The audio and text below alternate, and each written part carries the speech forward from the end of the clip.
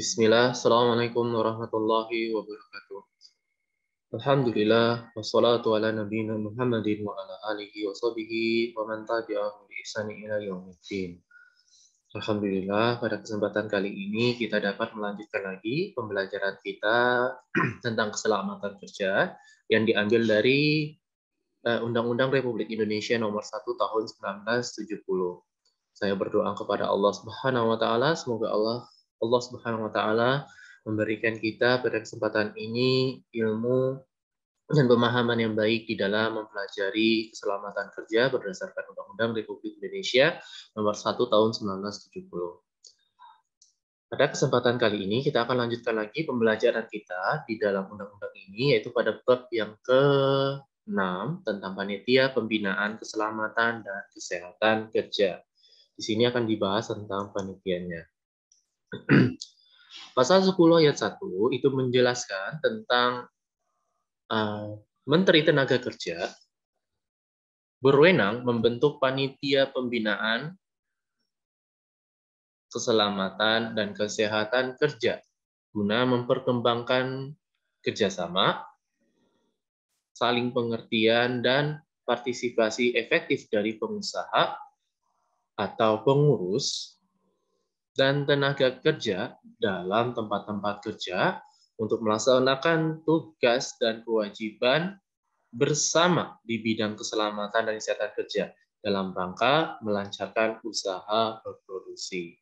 Nah, di sini Menteri Tenaga Kerja itu mempunyai wewenang di dalam membentuk panitia pembinaan, di sini panitia pembinaan keselamatan dan kesehatan kerja. Untuk apa? Untuk saling pengertian dan partisipasi yang efektif di dalam pemerintah dan pengusaha atau pengurus atau tenaga kerja di dalam bekerjanya. Nah, di sini baru dijelaskan, panitia pembinaan keselamatan dan kesehatan kerja itu tugasnya sebagai apa? Tugasnya itu memberi pertimbangan. Jadi dia memberi pertimbangan dan dapat membantu pelaksanaan usaha pencegahan. Dia juga dapat membantu pelaksanaan usaha pencegahan kecelakaan dalam perusahaan yang bersangkutan, serta dapat memberikan penjelasan dan penerangan efektif pada para pekerja yang bersangkutan. Berarti panitia pembinaan di sini tugasnya adalah memberikan pertimbangan.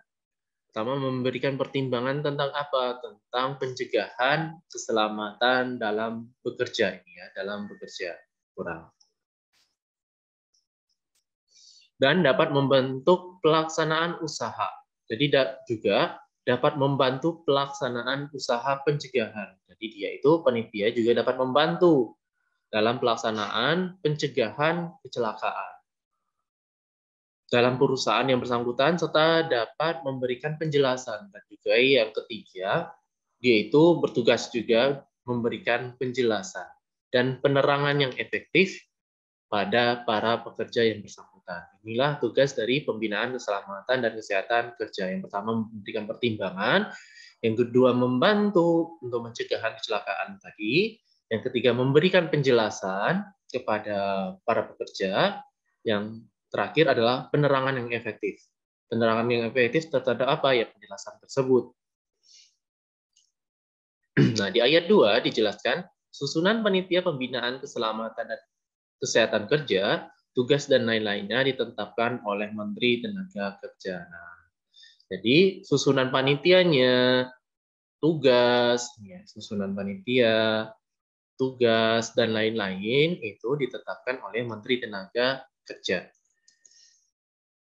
Panitia Pembinaan Keselamatan dan Kesehatan Kerja merupakan suatu badan yang terdiri dari, nah, di sini juga panitianya